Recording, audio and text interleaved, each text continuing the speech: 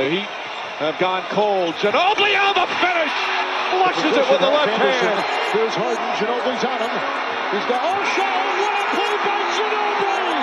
Knocked it away. San Antonio wins on the shot clock. Ginobili steps back, tries a three. Manu Ginobili, 14 points off the bench. Seconds. Ginobili. Oh, he backs it in. They count it. They count it, and Argentina wins. Hello, everyone. Welcome to Basketball Passport. I'm your host, Lee Ellis, and I'm joined by Lakers Lounge and general Lakers insider, Anthony Owen. How you doing, man?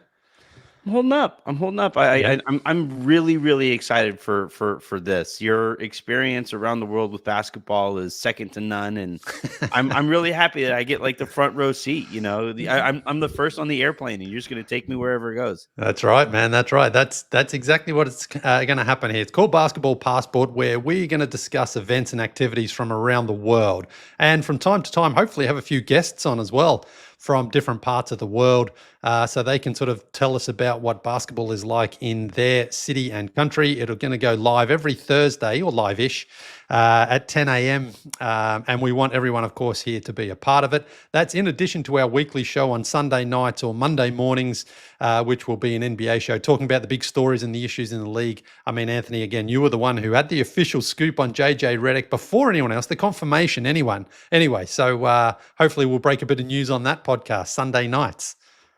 Yeah, that was a long few days while everybody was calling me a fraud because I had it before Shams and Woj. You did, man. You did. I mean, I know Shams probably led it there, but you had the confirmation before anyone else. So well done to you, man. Thank you. Okay, so yeah, you can subscribe to our YouTube channel, which is youtube.com/basketballpassport, or the Lakers Lounge as well, or my personal one, which is Lee Ellis76. I'll be uploading my content there. Our social handles, Anthony Owen LA on Twitter. You're not really on IG though, are you, Anthony? No. I try to limit my social media. It's or tough. If I do IG stuff, it's more like personal family stuff, and nobody cares to see that. Yeah. So if you've got a question or comment, hit us up at this beautiful Gmail address, basketballpassportpod@gmail.com. So we got the intros out of the way. Now we're going to start actually with a little bit of sad news from the basketball world, not just the international basketball world, when earlier this week we lost the legend, Dikembe Mutombo, who passed away sadly due to brain cancer.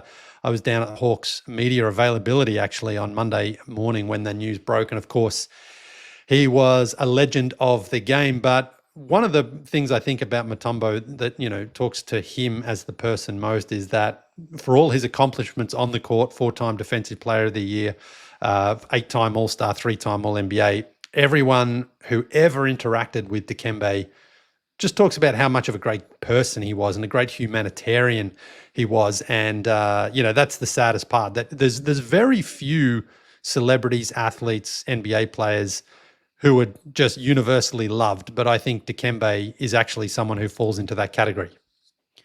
100%. Absolutely. He was just an absolute titan of an entire region of the world, right? He represented that, and he was so proud about the steps forward that basketball in Africa had taken. And when he retired, he devoted a huge portion of his career earnings to building a hospital. He's one of those rare people who really takes it upon himself to make the world a better place and improve everything around him. And can't say enough about the guy, and also had a real great sense of humor about himself too. Man. He was just a delight, a true delight. Can you imagine how many times he got asked to do the no, and every time he did it, and he did it with the same energy as if it was the first time, that someone had asked him. And obviously TV commercials, anytime he made an appearance on any sort of show, he was asked to do it, and he did it. I got to meet him a couple of times myself. And again, he doesn't know who I am from a bar of soap, but he would always make you feel like he knew you, and he made you feel like, oh yeah, you're a friend. And you're like, wow, how can this guy who gets so much adulation and attention, no matter where he goes in the world, have that ability to make everybody feel like they are the sort of the one person that Dikembe was kind of like, yeah, but you're secretly one of my closest friends. Yeah, just that ability to just kind of shrink a room and make it as if you're the only person talking to him. Just an incredible person. Really, really a shame that we lost him so early. And I think this image from the 1994 playoffs, 30 years ago, when the Nuggets, as the number 8 seed, came back against the number 1 Seattle Supersonics, down 2-0 in the series. And then Dikembe just absolutely turned it on. They came back and win in 5. First time a number 8 has upset a number 1. And that iconic image at the end, Dikembe on the ground, clutching the ball. I said this is one of the most iconic images of the 90s, but I think overall it's really one of those most iconic images in NBA history because he was still very young. The Sonics were, of course, an incredible team and were cruising in that series, and then Dikembe turned it around.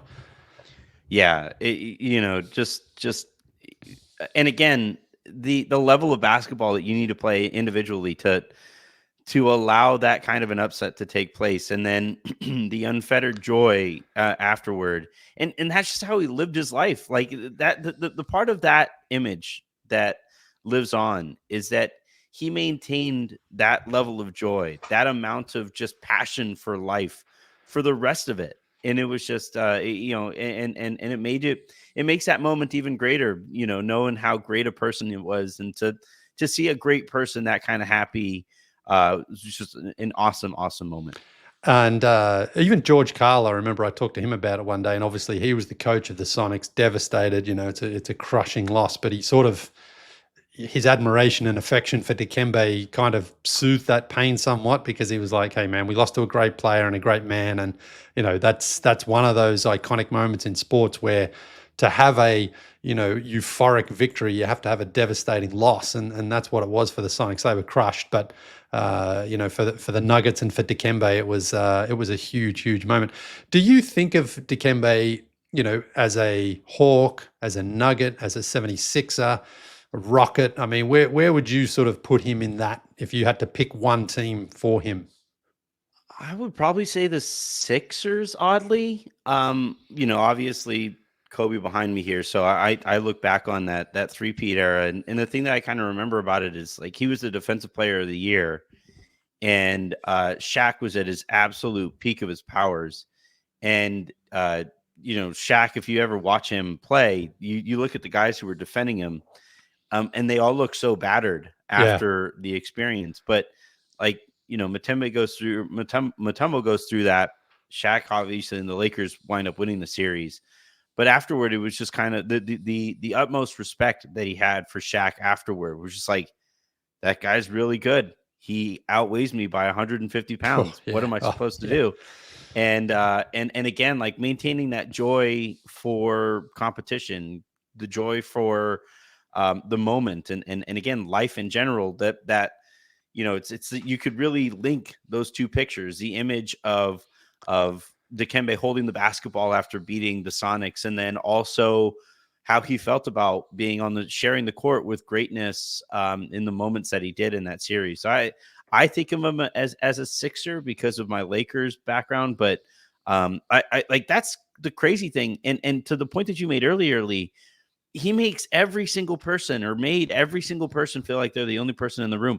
So if you're a fan of the Nuggets, if you're a fan of the Hawks, if you're a fan of the Sixers, he gave you his all. So he could really kind of resonate as a member of any of those organizations. Yeah. I think for me, I think that is important, though, that the Sixers go to the finals. I think that's where, he gets projected onto the, the world stage there, because that was, of course, the peak Lakers too. I mean, the Kobe Shaq prime, really. I know they won another championship after it, but I feel the Pacers won and then the Sixers won as the ones that really stood out because they played the Nets the following year, and it wasn't as that was the worst one by far. Yeah. But I would say, for me, it's either that or the Sonics, the Nuggets, because of that early image as well. He made it the All-Star team. It was his first team, and So a sad loss there for the NBA and for the broader world as well. I know even on CBS Sports, the soccer, they were talking about it as well. Him passing, so he certainly transcended basketball and was beloved by, again, everybody who came in contact with him, and he also had an impact on other athletes and stars. So. Our love and thoughts and condolences, of course, to the Mutombo family, and may he rest in peace. So moving on, there's another big event internationally that starts tomorrow. The teams are actually already there. They're in Abu Dhabi, and it is the Boston Celtics and the Denver Nuggets for 2 games. First one is on Friday, October 4, and then Sunday, October 6 at the Etihad Arena there. This has become pretty much a regular on the NBA calendar now. It's 3 years at least in a row where they have played the games out there. And, it's an interesting destination because the NBA used to play a lot more preseason international games. They've played in Italy and China and Japan and places like that, but they've been now there trying to establish a bit more of a base in Abu Dhabi.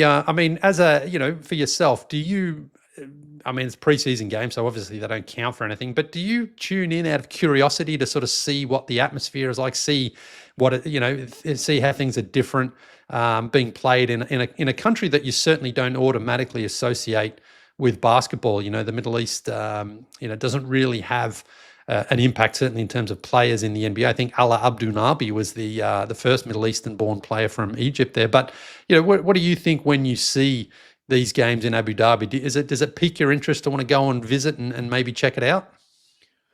I'm just generally curious about the world, so I'm always interested in visiting new places. To me, actually, the place that my brain first goes is how much better the rest of the world is at attending sports events than Americans, because you go to an American thing, and obviously in the moments of something big happens, you do get that pop. You get that, the crowd goes insane just like it would anywhere else. But over the course of the game, in the moments, the crowd gets kind of drowned out by the music that's playing over the loudspeakers and stuff. And you tune into some of these games elsewhere, whether it be in this case Abu Dhabi.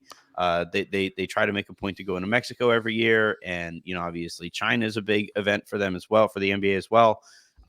Anytime they play in Europe, you see this, or anytime you tune into a EuroLeague game, you see this, where there's chants the whole time, and the whole thing winds up being this real big party. And it makes me just kind of wish, like, hey guys, could we just take some notes? Can we try this out? Like, we don't have to be so boring over the course of the game. So it's just a more joyous event when you see these games there. And yeah, I think part of it is because there's a novelty to it. But I think in general, we need to learn to be better at that out here in the States.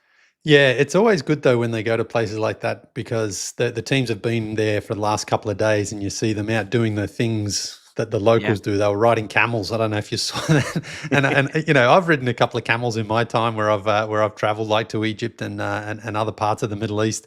But it's always funny for me when you see someone like 7'1" DeAndre Jordan. His legs are just so long. And can you imagine the camel from his perspective? Like, he's usually taken, smallish people, and then all of a sudden this gigantic guy with these long legs comes on. The camel's like, wait, we're seeing eye to eye? I know. Hey, listen, I'll be sure. I can't believe DeAndre's still in the league, to be honest, but he's hung on here. But he was out there having a great time, and then Westbrook as well was kind of like dancing on the back of a camel as well. I mean, Westbrook's still trying to get over the hump. Yeah, nice one. Yeah, the DeAndre Jordan thing is funny because it's like it's so easy when you see these guys on the court to just lose sight of how big they are. Yeah. Right. And it's so easy to just kind of, they're all out there together. They all look like Avengers, and it's so easy to just kind of get used to what these guys look in relation to. And then you see like a normal person on a camel, and you see DeAndre Jordan on a camel. And DeAndre Jordan's feet are almost dragging from the camel. You almost feel like the camel should be riding DeAndre Jordan. And it's just it's good to get those reminders of how special these athletes really are. Yeah, no, it is, and again. I mean, that's a big part of traveling for me. Is you don't just want to go there and play the game and leave. You want to go and explore and get a little bit of a taste of the local 100%. flavor and what people from different parts of the world do. Because there is a huge push from the Middle East to get into EuroLeague basketball and also to get into the NBA or certainly have more exposure because the 2027 Basketball World Cup is going to be in Qatar, there where the Soccer World Cup was a couple of years ago. So, as I say, there's not tons of basketball talent that is obviously coming out of the region, but potentially, I suppose, by investing in more basketball related stuff, you're going to get more interest and hopefully get some development there. But it's quite a contrast anyway when you see those guys out there like that and having fun. But it's good to see. It's only a matter of time too that we're going to get Emirates money in the NBA. They're going to own a team at some point soon. Well, the that's Celtics right. are literally for sale right now. Yeah. I can't help but draw the line between those 2 points. Of course, because I think the rules are you can't have any more than, I think it's 5% foreign investment, but money talks. And we've seen, especially like in the English Premier League in soccer, there is a ton of Middle Eastern investment in teams. And so they've got money and they are apparently looking to invest in the EuroLeague as well, apparently $1 billion there. So they've got the cash. There's no question about that. And if they've got the cash, then I have a feeling as well the rules might loosen somewhat to allow some foreign investment. But just going back to what I was saying as well before, I mean, I remember this is back in 1992.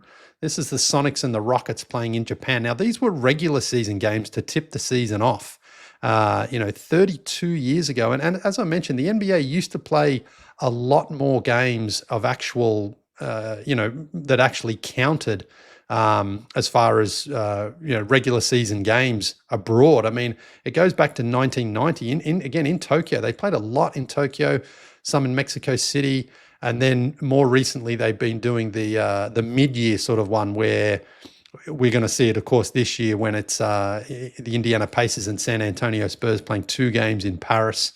Obviously, it makes sense to have the Spurs there with Victor Wembanyama playing. But, the NFL, you probably know actually this better than me. I know they played a game in Brazil to start the season, and they're always seemingly playing in London. I think they play in Germany too, don't they?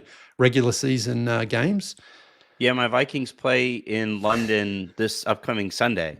It's really nice. You wake up 8:30 tip, or 8:30 kickoff, and you wake up and we watch it back, out back on our back patio, have some coffee. At halftime, maybe pour a mimosa. It's nice. And if I were the NBA, I'd be a little nervous about how much effort the NFL is making to become more of a global sport, because the NFL already dominates locally, domestically. Yes. If they become more popular globally, there's very little economy left for the rest of the world, frankly. So, I think, you make a great point. It used to be actual games. And I believe last year they played in Mexico City for an actual game. Yeah, so they play Mexico City and Paris because I was there for that one, the Hawks and the Magic. But they should be more. I agree. Yeah. And if the NFL can do it, and I know the NBA is slightly different. They have obviously more games. The NFL, once a week, perhaps from a planning perspective, it's not as difficult. But I think, again, with a little bit more foresight, you take some games out there, because you're right that at that market share, if the NFL can sort of take a crack into the international market share, that will be huge for them, because there's no real NFL market share out there internationally. I mean, certainly not like the NBA. And the one thing that basketball has over football in that sense is, I've never seen any kids in a park anywhere in the world ever just throwing a football around, like they're kicking the ball or they're playing basketball or whatever. So there's not like, kids development or anything like that. But again, the mere presence of the NFL is going to pique interest, and the NBA shouldn't get complacent in that respect, because these, so many countries now and cities have the facilities and the infrastructure to host games. traveling is not a concern when you're flying private, charter. And there is such a thirst and demand for, NBA real games as well. That's the thing is, it's fine to have preseason games, but it would be so much better if the games actually had some stakes in them as well, so that the players are going to give it their all. So it'd be interesting to see if the NBA does react to this somewhat and try to place a few more games around the world, because especially the way they're doing the scheduling now, where you're playing a couple of games against the same opponent in the same city in that sort of baseball style, where you might play, the Lakers might play Phoenix, let's say, twice in 3 days or whatever. So take one of those series maybe, to somewhere else in South America, for those Western Coast teams, South America or Mexico. And then for the East teams, there's so many places in Europe you could go and share it around. And again, South America, Central America, I mean, it's not tough to do. I just think, and I would love to see the NBA do more of it, but we'll see. All-Star weekend somewhere. That would be unreal, especially now because they have those like 3 or 4 days off after the All-Star game. Yeah. Take the All-Star weekend, make it a 4 or 5 day event in Barcelona or anywhere in Europe to start with. If you took that to Athens or Belgrade, it would be incredible. It would be so cool, And again, I know there are some logistical challenges involved, but nothing that's insurmountable. You could get there. You just need to say, okay, we're going to change the schedule around this year again by a couple of days either side. We're going to get everybody out there, fly everybody out there on the same plane, and or it'll take a couple of planes, but you could do it, and they would absolutely love it in Europe, because people would travel from all over Europe to wherever it was to be there, and it would be such a great celebration of basketball, and it would be a great way for the NBA to sort of reestablish its dominance in that respect as well, like we're talking about, because as I say, you don't want to concede any ground here, because if it does take off, then we, like as you say, there's no question NFL is the most dominant sport in this country, but the NBA, it's the opposite outside of this country, but you just don't want to you don't want to give them a chance or any opportunity, I suppose, to take any of that market share. Absolutely. Yeah, they've already lost Christmas. The NFL's already taking Christmas. It's on a Wednesday this year, and the NFL is going to play games there. Is it? And yeah, wow. We'll see how that goes. But the NFL, the NBA, like, remember they moved inside the NBA, the games that they used to play used to always be Thursday nights, and then the NFL started playing games Thursday nights, and they moved early season national TNT games to Tuesday. So the inside the NBA guys would be talking on a Tuesday instead of a Thursday. It's the NBA is already moving pretty scared of the NFL, and if the NFL starts getting more, like you said, market share outside the states, then the NBA might be in a little bit of trouble. Yeah. Well, moving on from the NBA, but staying in Europe, because EuroLeague season 25 kicks off today, this afternoon. We have got some really nice matchups. The best one, I think, is Fenerbahce and Olympiacos. That's tomorrow, actually. So, I'm very excited. I've gotten into EuroLeague the last couple of years. I've been out to several games out there and really got a bit more of an understanding of what it is. Here are the teams there. You can see there are 18 teams that make up EuroLeague, and this is I'll just explain it in case I'm sure you don't fully understand how it all works. There's 18 teams across Europe that make it into this league, and this is in addition to their domestic league. So in that sense, it would be like the Lakers play the Warriors on a weekend, and then during the week the Lakers would say go to play the best team in Mexico or Canada or whatever. Now, obviously, it doesn't really work like that because there's no comparative league to the NBA anywhere in the world.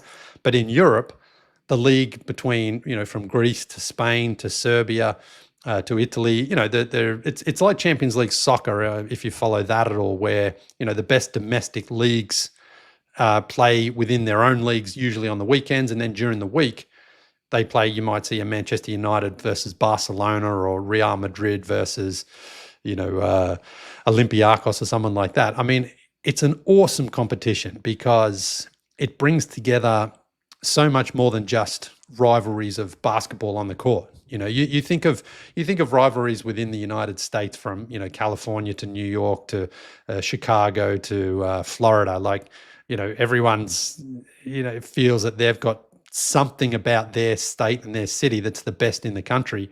Well, then you combine all that in with thousands of years of history in Europe, with music and food and art and culture and fashion and whatever it is you want, and it all comes together on the basketball court, and it's a really, really good competition. So there's 18 teams. They play each other once home and once away throughout the season, and so it's a 34 game season. So that's another thing that I really like about EuroLeague, that in the NBA, I know we've talked about it as well before, that you play some teams 4 times, some teams 3 times, and some teams 2 times. And the balance of the schedule is just crazy, and you see it in the playoffs where, some teams, let's say in the Eastern Conference, might be 4 or 5 games below 500 and they'll make the playoffs, whereas a team in the West could be 5 games over and they miss out. And it's like, that sucks, So yeah. At least with EuroLeague, what happens is, everyone plays each team once home and once away. And then at the end of the season, the top 8 teams go to the playoffs. And this is where it gets really cool and really funky and really different. So you play 1 versus 8, 2 versus 7, et cetera, in a best of 5 format. Okay. And so it's, as you can imagine, it's 2, 2, and 1 to decide it there. But then the 4 winners of those playoffs go to the final 4 and then play off exactly in the same way as a March Madness NCAA tournament Final 4, where the 2 winners of the 2 elimination games then play off in the final. So it's an unusual process in that you have multiple game playoff series followed by sudden death. But it's very, very exciting because also there are fewer playoff games. 7-game format is fine for a lot of playoff series, but not for all of them, especially the first round in the NBA. I would like them to go back to best of 5. But, later on, I think 7 is fine. But this is what I love about EuroLeague, that, they have the playoffs and then they have a March Madness style Final 4. And I mean, again, it's incredible, like just how tight these series are, and then how it leads into the Final 4, which is in a neutral venue too, which makes it great. So it's a bit like the Super Bowl, it's planned a year or so in advance. So if one of those teams happens to be in the Final 4, they get a huge advantage from the home team, from the home fans. But generally, it's a neutral venue, which makes it, I think, really exciting, because then there's no home court advantage. I mean, how does that sound to you? Terrifying, for one. But my question is, like, the NBA is trying to get their in-season tournament off of the ground. And I think this year it's going to be called the Emirates tournament, right? Speaking about that money making its way into the league. But I'm curious about how long did it take for EuroLeague to really kind of catch on? Because the NBA, like, I think the American fan is a little bit more cynical about these kinds of things. I think there was some interest in in-season tournament. I think a lot of it was kind of muddled by how long of an explanation it took. This game counts for regular season. This game doesn't. This game, whatever. The championship game of the in-season tournament not counting when the run-up games did, I think, was a little weird for people. But how long in those regions did it take for this thing to really legitimately matter to the fans?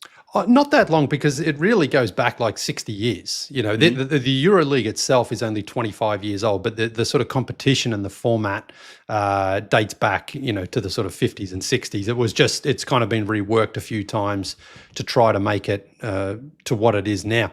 And the ironic thing is, the Soccer Champions League used to be more a pools format, where you would be like, there's 4 teams in each group, and then the winners of each group would go to a knockout phase. Well, the Champions League soccer is now sort of switched to make it more a EuroLeague style competition, where now there's more teams. I think there's 32 teams, and they play each other in a similar way. So they've actually incredibly the soccer style format has adjusted to the basketball style. So that's quite interesting. But, that's the thing. Basketball, European basketball, it didn't start 25 years ago. It's been going for a long time. It's just they figured out this format. And I think what's really happened in the social media era, especially in the last few years, we've seen some of those images and the footage and the videos from those games where there's flares in the stands and people going crazy.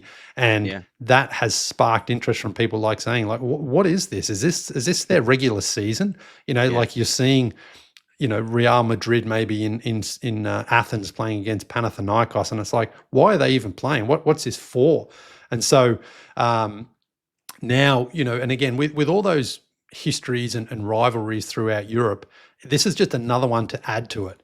And obviously soccer, football is still the biggest sport in Europe, but those histories and rivalries have carried over into the basketball world. And there's obviously been so many players who have made a career in Europe and then come to the United States.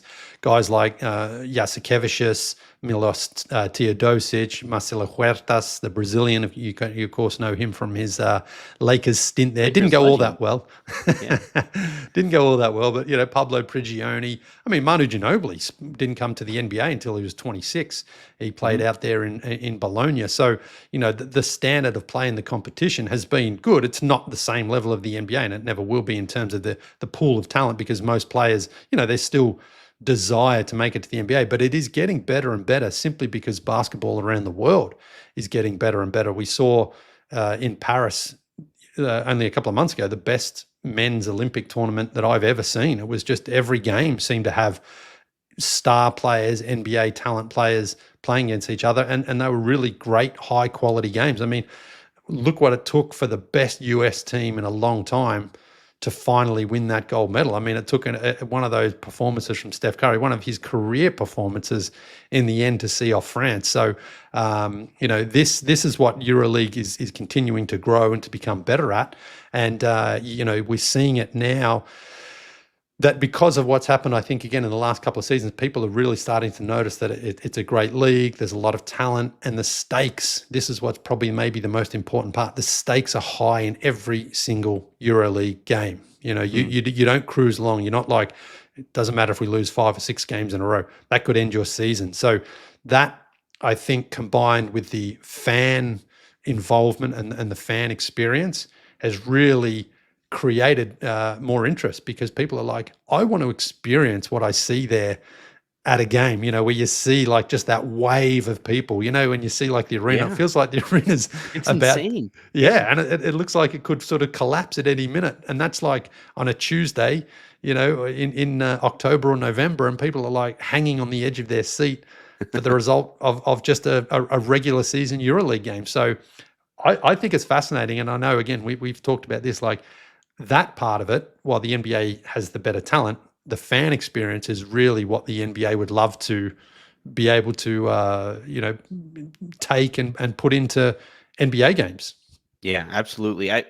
You mentioned the number of European players or domestic players who, fared well in EuroLeague and then made their way to the NBA. But actually, I kind of wonder, as the NBA kind of is reaching its breaking point in terms of overall talent, you're seeing some guys. I think Patrick Beverley is playing on an Israeli team, and there are several players out there who are making their way out from the NBA who probably they're probably fringe NBA players at best, but rather than kind of sitting at the end of the bench, they're giving them, I think Kemba Walker, right? Just, went and played in Europe as well. Monaco. He was at Monaco. Yeah. Yeah. And I'm kind of wondering, what the impact of NBA players actually going that way has had on EuroLeague. Yeah, well, there's another one. Jabari Parker had a really good season at Barcelona last year. And I mean, guys like Patrick Beverley, I think he kind of wore out his welcome across the NBA. That was part of the reason He was out there. Kemba Walker, another one whose sort of injuries and kind of caught up to him. He actually retired. He finished. He played only one season there at Monaco and bowed out. But, Jabari Parker's a good story because number 2 pick, 10 years ago, could score, could shoot, but his body couldn't hold up. He had a lot of injuries. Wasn't a great defensive player either, but he went there. And I think for a lot of guys like him, they were really surprised at just how passionate and how important basketball is. I think some people, there's still something of a stigma of like, well, if you're going to Europe, that means you're not good enough for the NBA. But when these guys get out there, they're like, oh my God, this is incredible. I think Dante Exum is a really good example of another guy who was out there at Partizan Belgrade a couple of seasons ago. And I saw him play. He was coming off the bench. And now he's actually had a pretty decent season there in Dallas last season. And now he's back. And he's another guy, a little bit like Jabari Parker. The injuries really took their toll. He couldn't sort of stay healthy, couldn't stay on the court, couldn't find a role. He went out to Europe and he played under coach Željko Obradović, who's a very good friend of Greg Popovich and a legendary Serbian coach. Very demanding coach, but a very, very good one. And he found a role for Dante. Dante played it really well. And then I think it was Dennis Lindsay, the former Jazz GM GM, I think it was, who was now in Dallas, was following Dante. And he said, hey, we let's give this guy a shot. And I thought he was great as a role player there in Dallas. Lindsay, I think, drafted Exum, right? The Jazz drafted him. Yeah, Lindsay drafted him. That's sort of the connection there. But what that point of that is it just goes to show that, maybe, it is hard when you're a fringe player to stick in the NBA, especially if you're only getting like mop-up duty, maybe you're being bounced around to a few teams. But if you go out and prove in Europe that you can play and perform a role, and certainly in big stakes environment, then it can also ready you and prepare you a little bit more for a return to the NBA. So I think that's a thing. Dante went out there and that environment doesn't really get much tougher than playing for Partizan Belgrade. There's a couple of pretty intense teams, but I was there for the game against their vicious rival, their city rival, Red Star Belgrade. I mean, you should have seen the atmosphere there. And Dante, I spoke to him before the game and he was, I said, how does it feel playing under this environment? He said, it's incredible. It does toughen you up.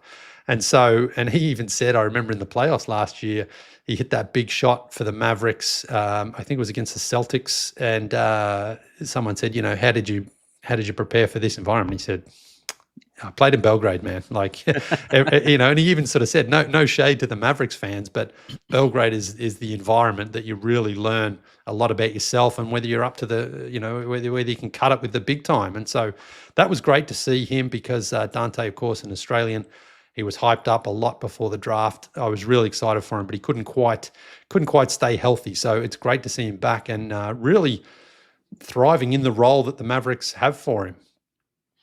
Yeah, it was funny when Luka was coming out for the draft and there were all those concerns about like, well, he hasn't played against Duke and he hasn't played against North Carolina but he's not dealt with that kind of pressure and stuff. And you look at the environments that he did play in when he was playing for Real Madrid, right? I think he played for. He played for Real Madrid, yeah.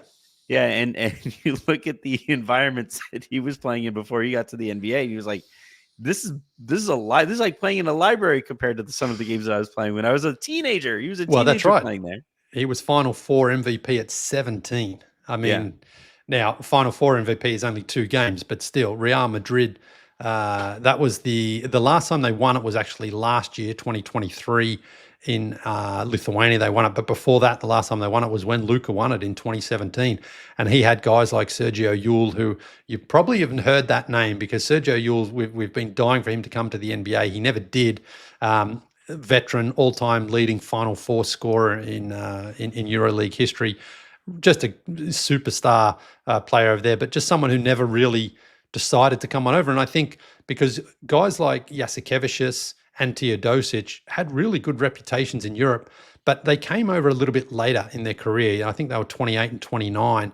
And I think that's one of the differences between, if you look at guys like Luka, Pau Gasol, Dirk, Tony Parker, Nikola Jokic, if you come over a little bit younger, I think it's easier for those guys to have success in the NBA, whereas some of the guys who come over a little bit later in their career, a little bit older, Yeah. it's a little bit harder at that stage of your career because it's a completely different environment, and the role that you may be asked to being played is not one that you can adapt to. So I think there's still, that's where some of the hesitancy and nerves come from. But I I'm not going to, claim too much, but the Hawks had the chance to draft Luka Doncic. In fact, they did draft him and traded him to the Mavericks for Trae Young and one extra draft pick. And I was like, that's the craziest thing, man. I mean, Vlade on the Kings, though. I mean, Vlade is Serbian, of course.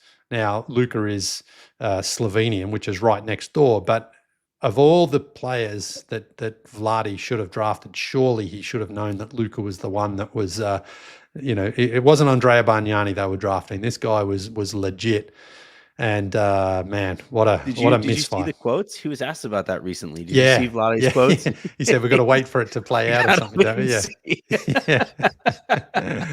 I guess I guess we're still waiting, Vlade. Yeah. I mean, Vlade, like a famously stubborn and competitive guy, and also like extremely nice person from what I've heard too.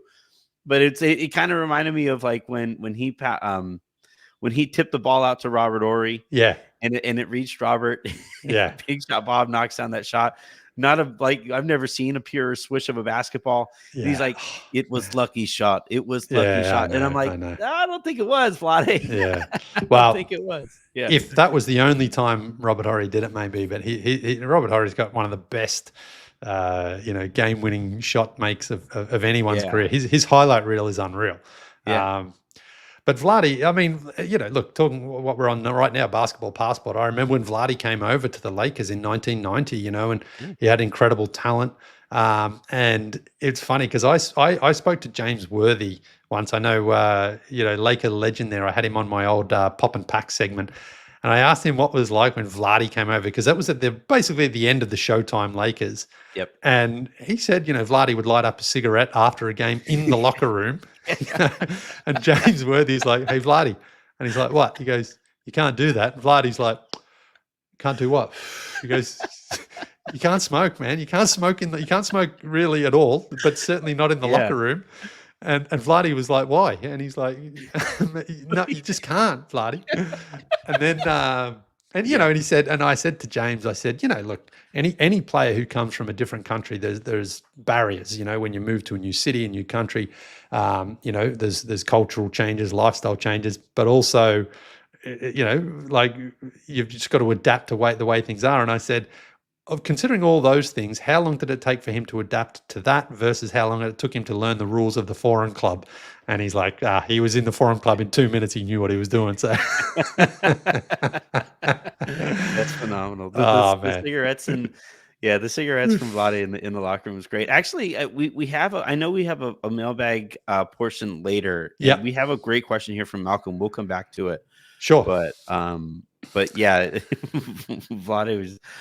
It was funny because he basically was the predecessor to Kareem, right? And Kareem had just retired, and obviously Kareem, for my money, is one of the most underrated athletes in the history of sports. And he retires, and the Lakers have this gaping hole at center, and they take Vlade, and it was actually, like, people forget this. It was actually somewhat controversial when the Lakers traded Vlade to Charlotte for Kobe, because Vlade had become such a popular player for the Lakers. My mom loves Vlade Divac. Yeah. And she eventually met him. My mom is a 5'0" Mexican, so she met this guy. He was sitting down,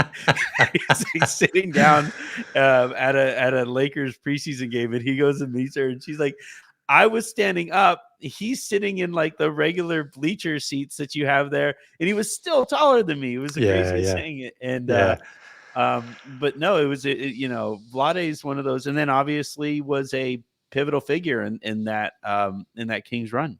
Absolutely huge. And again, you look at guys like Jokic, the way that he plays now, not a guy who looks in great shape, throws these passes that you can't always see, has the finesse to his game. I mean, that's a lot of Vlade as well. I remember very early on in his first season there, when we started getting NBA games in Australia, and I got a couple of Lakers games, and there was this guy, 6'11", 7 foot, hitting these long 2s or 3-pointers.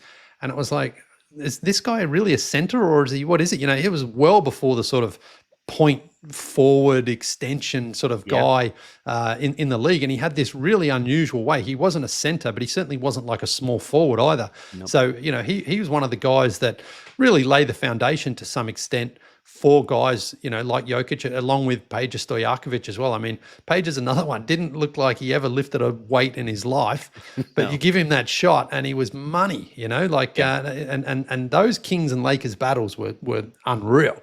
Yeah. It's funny because I think Peja retired at like 33 as well. He's just like, all right, I've had enough, that's it. And not someone who was like, I've got to squeeze everything out of my career. He picked up the championship with the Mavericks at the end. Man, those couple of early guys, another guy like Sarunas Marciulionis, the Lithuanian, has also sort of vibes to Manu Ginobili in the way that he plays, that sort of unusual.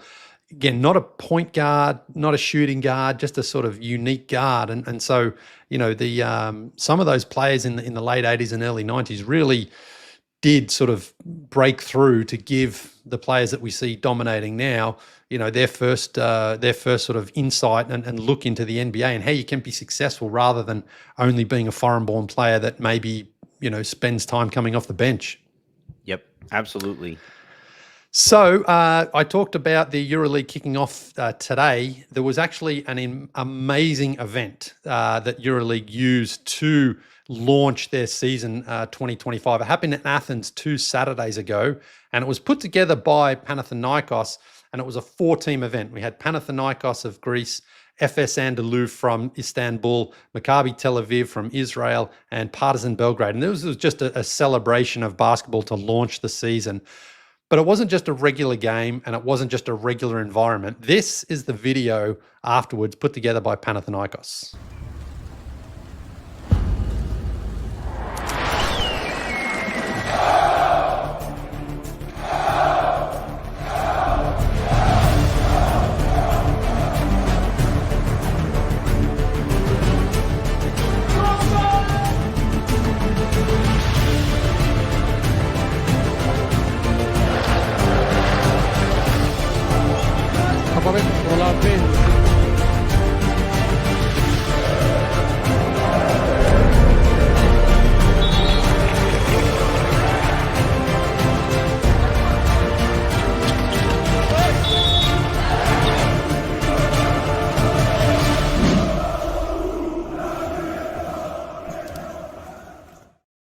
I mean, what an atmosphere that looked like. I can't believe I wasn't there for it. I tried to go. I couldn't get there in the end. But in the old Athens Olympic arena there that was built 300 years BC. Now, they had the first Olympics there in 1896.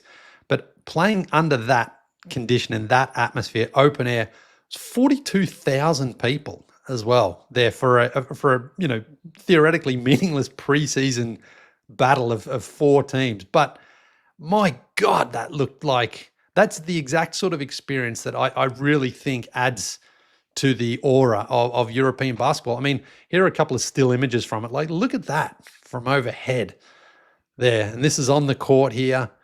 And I mean, the fans going crazy, singing, chanting, as if it had, real implications on what was going to happen throughout the season, but it didn't. You might have also recognized one of the players there for Panathinaikos, former Lakers legend, Kostas, right?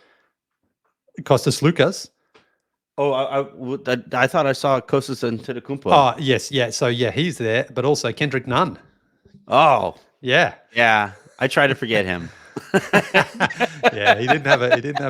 It's so funny. Yeah. I was trying to.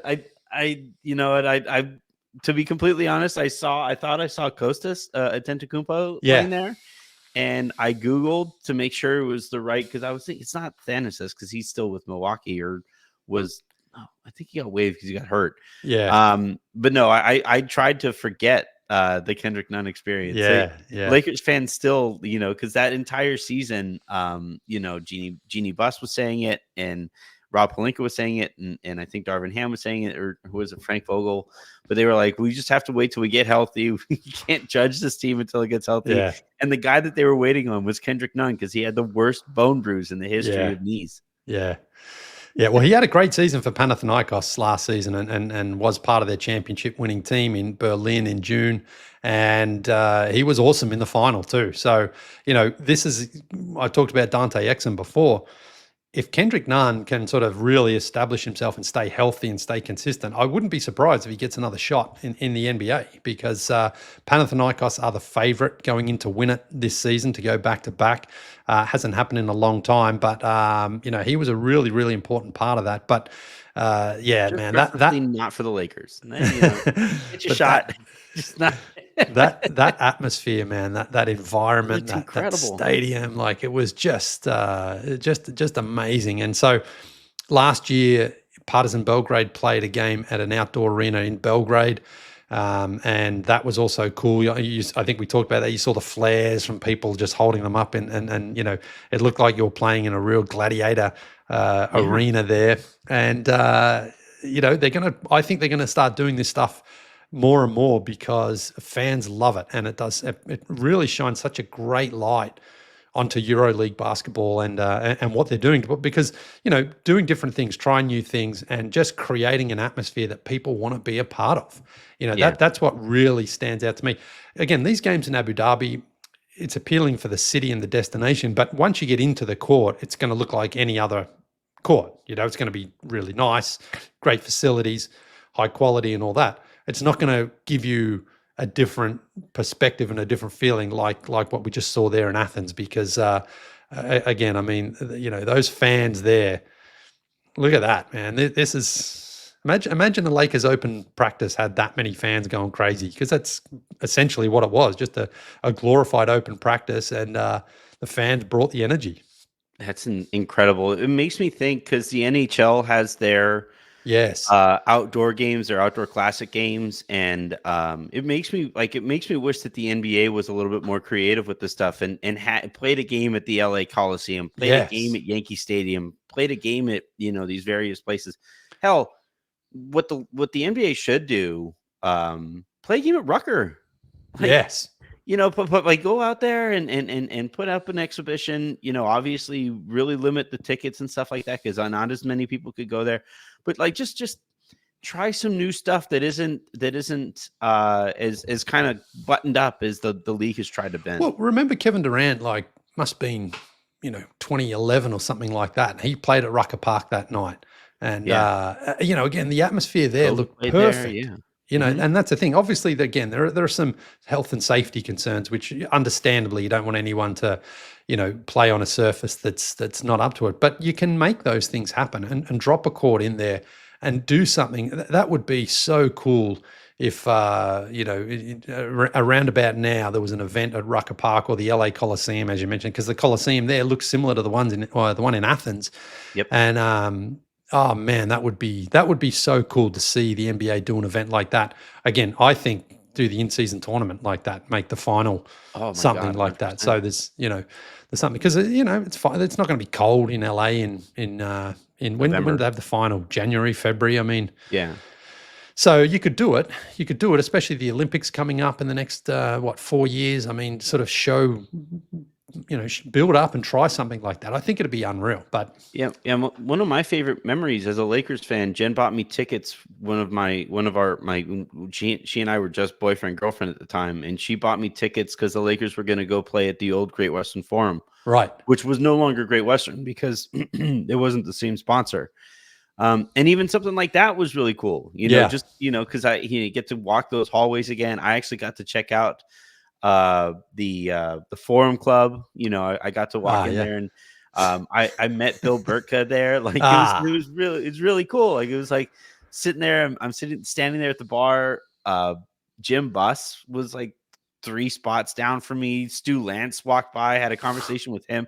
It was just this insane thing. And I wish the Lakers, I wish the NBA would do more stuff like that, because the NBA at this point has a ton of history, and there's a bunch of basketball history throughout the world. Play a game at the high school that they filmed, that Hoosiers is is from. Like Hickory High, like mess around and really try some stuff. Yeah, it would be great.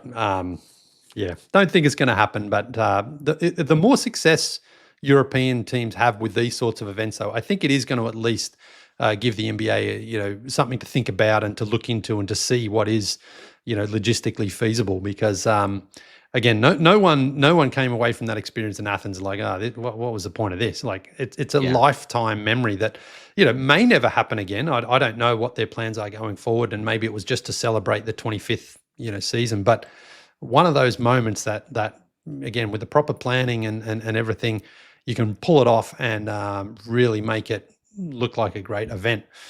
Speaking of Greece, one of my favorite countries to visit, been there several times. I was there for the Olympics in 2004. And last time I was there was 2 years ago, when I first sort of left to go on this tour of playing basketball around the world, pick up basketball. And Greece, again, was one of the first destinations I chose because I know they're exceptionally passionate. And again, Athens, you never have to twist my arm to go to Athens. It's some of the best food in the world. I love the history there. A lot of people don't like Athens. They think it's a bit dirty and a bit congested and a bit crazy, but I love it. I think it's a beautiful city. The Parthenon there, of course, is iconic, and it's also the place that's given us an MVP or 2 MVPs, Giannis. And so what was really cool was he's got a court there that he grew up on in Sepolia, where he used to play. And about 5 or 6 years ago, they renovated the court in the sense that they painted it. It's hard to renovate it because it's in the baking heat of Athens. So, the maintenance on it is tough to keep up because it's out there under the elements and under the conditions all the time. But it's a really cool court in a great location, and it gives you that feel of like, this is a real street ball court. And so I went when the Bucks were here in Atlanta last year, I thought I'm going to go and talk to Giannis about it and see if I can ask him about it. And I got to chat to him. Here's a little sample of that interview.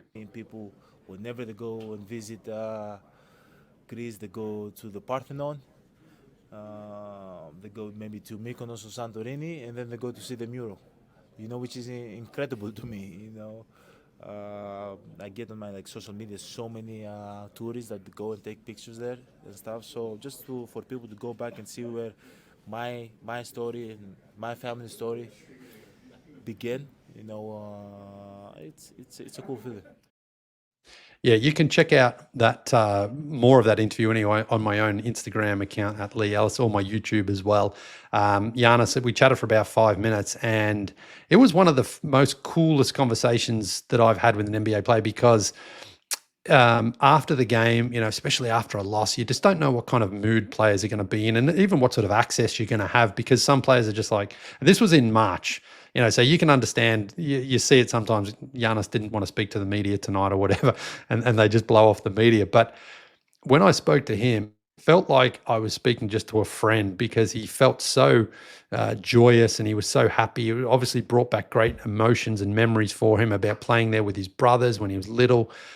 He talks about how he had a fake Denver Nuggets Allen Iverson jersey. He used to get his hair cornrowed. He used to wear the sweatband like Allen Iverson. And Allen Iverson was his hero. And there's actually a really cool video. I think it's at the Hall of Fame last year or the year before, where he meets Allen Iverson, and you see them talking, and you see the little kid in Giannis like, oh my God, I love you, man. And when you think Giannis is a 2-time MVP, he's a champ, he's a defensive player of the year, in terms of accolades, he succeeded Iverson in terms of what he won, but he looked at Iverson as just his hero, and it was so cool. So you can see more of that, as I say, on my socials. But those sort of conversations I'm really going to try to get more of this year, of talking to players about the first court they played on, about their earliest memories, and not just international players. I mean, USA-born players as well, but getting people to talk about where the love of the game started and what it was like for everyone growing up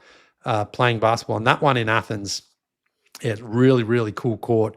You should go and check it out. And it's definitely worth a trip. I mean, again, there's no reason to ever not go to Greece, but even more so, now in Athens. There's actually, from that as well, I got some people in Thessaloniki in northern Greece, so you got to come up here, and they've shared some courts as well. So hopefully I'll be back in Greece again at some point.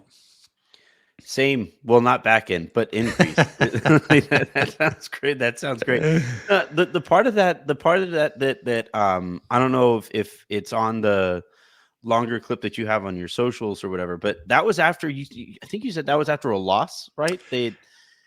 Atlanta. Yeah, I think so. I can't quite remember now, but I remember sort of feeling afterwards like, oh, I wish they won. Right. I'd have to double check, but I just know that anytime I go to try to speak to a player, I try to get them pre-game. It's a little bit harder because people have got their routines and their preps and things like that. But then post game, you're like, oh, please win! Please don't make this a blowout loss or a controversial loss where they're like, I don't want to talk to anyone tonight. Yeah. Fortunately, here in Atlanta, the Bucks usually come twice a year, so you get a second chance. But if it's like the Lakers are only here once, so you've got that one shot to try to get to speak to whoever you want to speak to. But Giannis, I have to say, man, he's one of the. Again, it's not dissimilar to Dikembe, who we talked about off the top here, in terms of Giannis giving you his full attention. How polite he was, how he treated you. There was no diva to him. Again, it was after a game, a long season, and I'm like, hey, let's talk about your court. And I felt that it brought out something in him where he was like, yeah, man, I love talking about that. Again, especially where he talked about the Allen Iverson stuff, it was funny because I got my mum to do cornrows and and even the bit, the fake Denver Nuggets Allen, that's so perfect because Giannis himself, growing up in Athens, I know he had to sell all sorts of things on the street just to make money. So he probably moved a few of those fake Allen Iverson jerseys, and he decided maybe to keep one for himself. His own jersey, his own fake jersey. Yeah, the reason I bring that up is because these guys get so used to the same old questions, the same old conversations, the same old, how'd tonight go? Stuff, and you can see their soul leave their body as they're having that conversation again. But it's really cool to watch him just fully light up in that moment.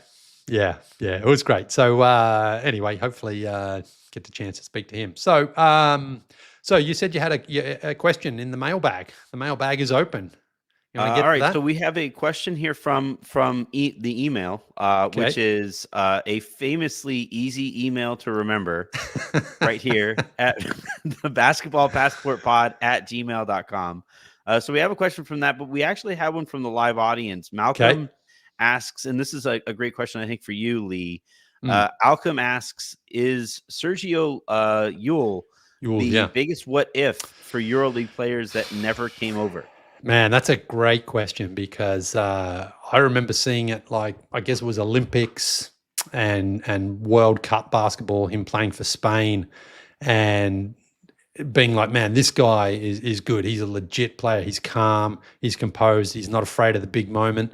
And I think the Rockets had him. I think Daryl Morey had him as their rights. He's been sort of traded a few times now, but I'm really surprised he never came over. We had Sergio Rodriguez come over, who's one of his teammates, Rudy Fernandez come over as well. Now, neither of those guys maybe had quite the career they were hoping for in the NBA, but at least they gave it a shot.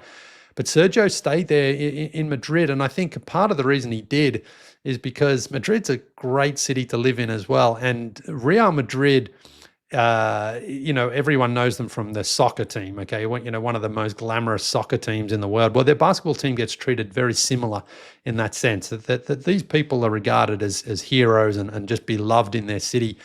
And they have high expectations as well. And Sergio has lived up to those. And, he's won a couple of EuroLeague championships last year in Lithuania. This is what's really cool. He, he's at the end of his career. He's 35 or 36 now, so he hasn't got all that long to go. But last year in the final against Olympiacos, he hadn't scored at all.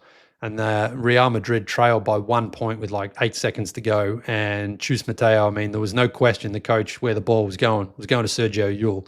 And he came down, nice little mid-range step back, knocked in the shot, won the championship. I think that speaks to sort of the talent, the composure, and the understanding of the moment. He doesn't need to score all the points, even if he was having a bad day, even if he wasn't, the shot wasn't dropping. When it comes to winning time, Sergio Llull stepped up and knocked down the shot.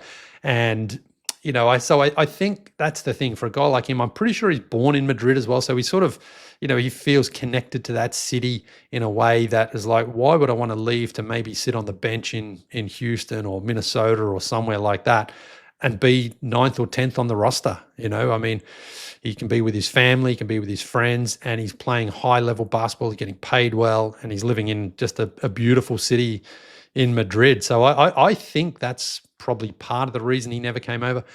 What sort of impact he would have had in the NBA, I mean, again, it's very hard to say, but I doubt he would have had the sort of career that he's probably had in Europe, because there's just so many guys like that who have been good players but haven't really been able to come over and then be that same player for, let's say the Houston Rockets. I just don't think he would have got that opportunity. So, but great to see that he, has had a successful career that he's, loved, admired. And there's one thing about Real Madrid too. I mean, I've seen them now at the last 2 Final Fours, and the other teams that come along, they come along and guys are kind of dressed more like the NBA, where they're dressed in their own fashion, their own style. Real Madrid, everyone's in a black suit, white shirt, black tie. Everyone looks like they're there ready for business. And I think, again, that sort of speaks to the expectations of the team, and then the players themselves understand, like, they're representing their state, their city, their country, and they have the highest expectations. And, they'll once again, they were favourite last season. They finished on top. They lost the final to Panathinaikos when they led big too. I was shocked. I was shocked they lost that. But that's the thing with Real Madrid. It's of the best teams you could play for in Europe, they're certainly one of them. I was going to say that, the all-time what if that comes to my mind is actually Arvydas Sabonis, because we saw him later in his career when he had already, I believe, hurt both of his knees by the time he got to Portland. And even in that setting, going up against Shaq in those Western Conference Finals and through those Western Conference playoffs, he still gave Shaq plenty of trouble there. And so I would have, to me, I think my like all-time what if is if we would have seen Arvydas Sabonis in his prime, what kind of a player he would have been. Oh, no question. Some of those Euro video highlights we've seen as well, where he throws the ball full court, just like, again, like Jokic we see now, where he just gets it and chucks it, and a guy's running full speed and just lands in his in his spot there, and he lays it up. And Sabonis as well, he could step back and hit that long 2 or 3. And one of the very, very few guys, I can't think of many, who Shaq actually couldn't just like muscle out the way. Like, it was huge. Yeah, he was huge. He was heavy. He was big. He was wide. And, there's some footage, of course. Remember against the Pacers, I think it was Dale Davis, Antonio Davis, and Rick Smits. And Shaq was just like, they were just bouncing off him. But for the Blazers, with Sabonis there, it was like, nah, I'm not moving this guy quite as easily. He had old man strength at that time. He was just like, he was so stubborn. He's like too stubborn to be moved by Shaq. He was such a fun player. Like we talked about Vlade earlier, the skilled big and stuff like that. And man, Arvydas, if we would have seen him in his prime, I think he'd be looked back on very differently from the way that he is. Well, that's right. Again, if he was born in a different era, if he was coming over now, I think I think he would be one of those guys that, again, is a franchise building block immediately.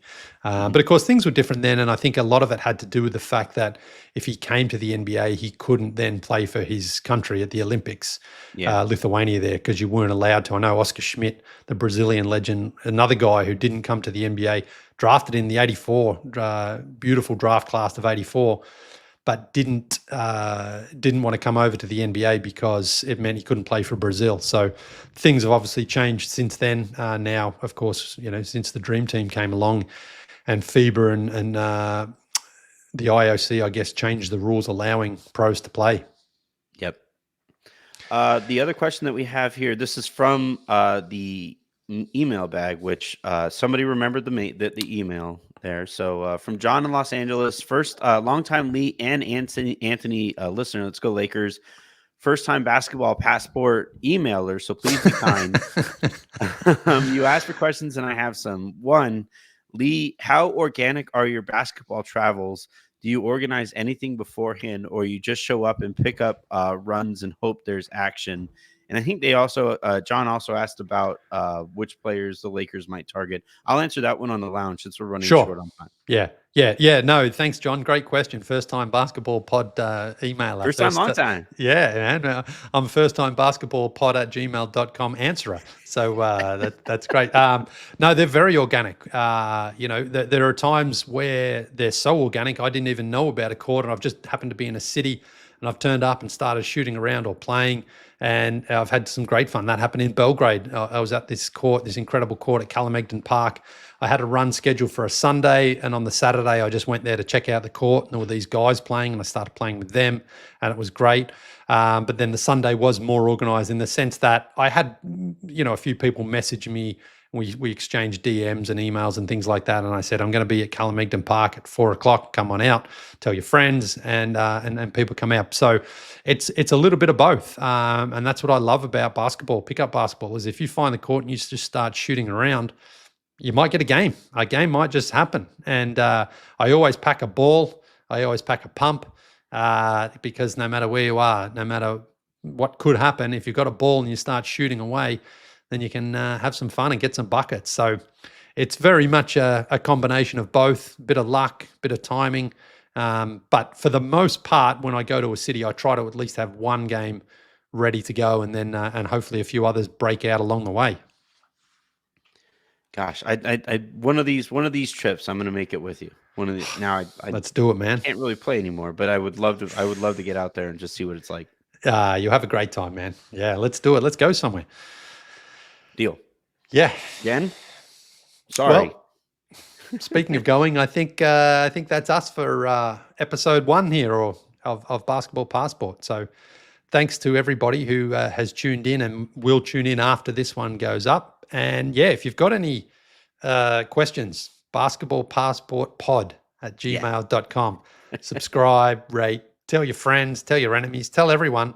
We'll be back here for this version of the show Thursdays 10 a.m. Eastern, and then on Sunday night around 8 p.m. Eastern we'll be doing the NBA recap and news breaking stories and things like that. So twice a week, be you, myself, and Anthony. So join us. Thanks, everybody.